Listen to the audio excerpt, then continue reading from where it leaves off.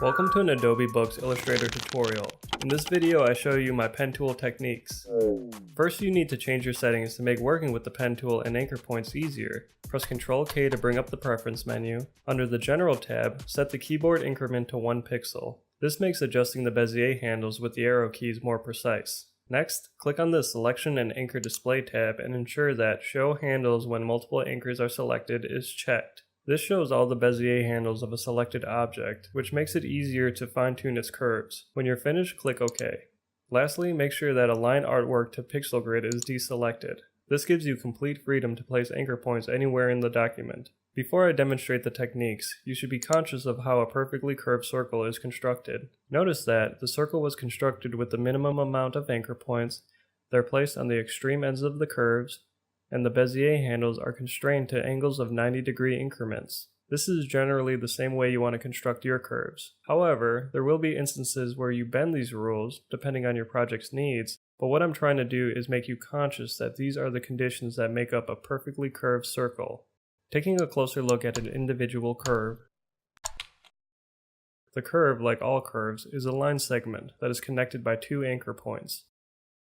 The curvature of the line is controlled by these 2 Bezier handles, also called direction lines. Imagine lines that run parallel to these handles. The point in which these lines intersect is the point in which you generally don't want to pull the Bezier handles past. You mostly want to keep them just beyond the midpoint of the anchor and intersecting lines. Alright, with all that in mind, I will now demonstrate how to construct this heart shape with beautiful looking curves.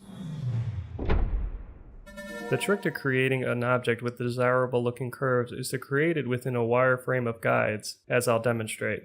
Press Ctrl R to bring up the ruler, click on the ruler and drag a guide onto the canvas. Duplicate it by clicking and dragging it while holding Alt. Press Ctrl D to transform again, creating more evenly spaced guides. Select them all by pressing Ctrl A, then group them by pressing Ctrl G. Then center the guides to the canvas. To do that, make sure that the Align to Artboard is selected, then click the horizontal Align Center icon in the control panel. Now I'll create more guides I know I'll need for the top of the heart, the dip in the middle, the sides, and the bottom. From there, I'll use the pen tool to start constructing the shape. As I stretch out the Bezier handles, notice that I pull them just beyond the midpoint of their anchor and that imaginary intersecting line as I explained earlier.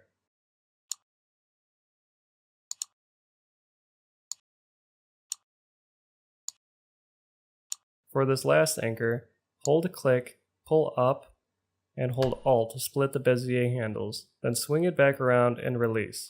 Once you're done, press Ctrl semicolon to hide guides and add a fill to the heart shape to see it better.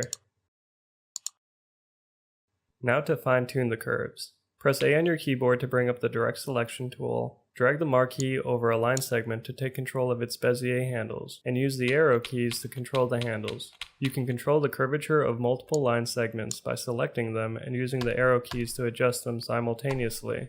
To position 2 handles at precisely the same length, press Ctrl semicolon to show guides, create one, then drag both Bezier handles onto the guide.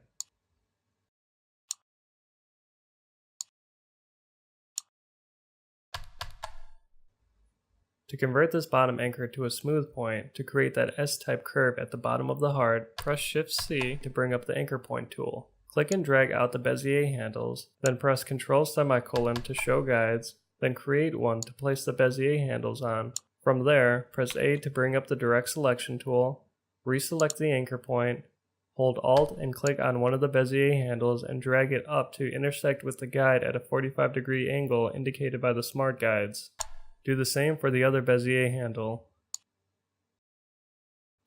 When you're done, if you're satisfied with your shape, you can stop here, or if you want to check if the curves were constructed within the standards of a perfect circle, you need to see if the Bezier handles fall just beyond the midpoint of its anchor and that imaginary line. To do that, clear all guides by selecting View, Guides, Clear Guides.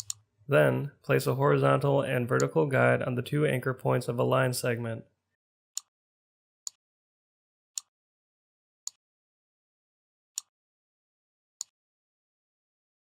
To find the midpoint of the horizontal guides, select and group them.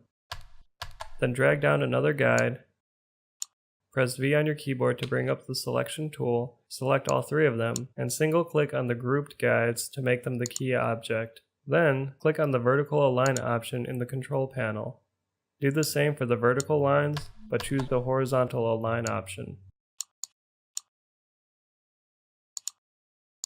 From there, select the curve with the direct selection tool and make sure that the Bezier handles go just beyond the mid-guides, just like they do for the perfect circle as I showed you earlier. Do this for all the line segments.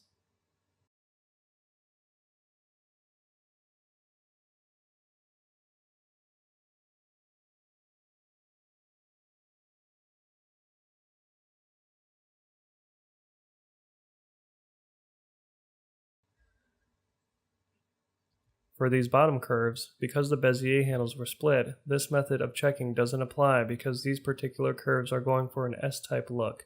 However, you can still check if these Bezier handles of the curves are at proper length. And those are my pen tool techniques. I hope you found this video useful. Until next time, that's it for this video.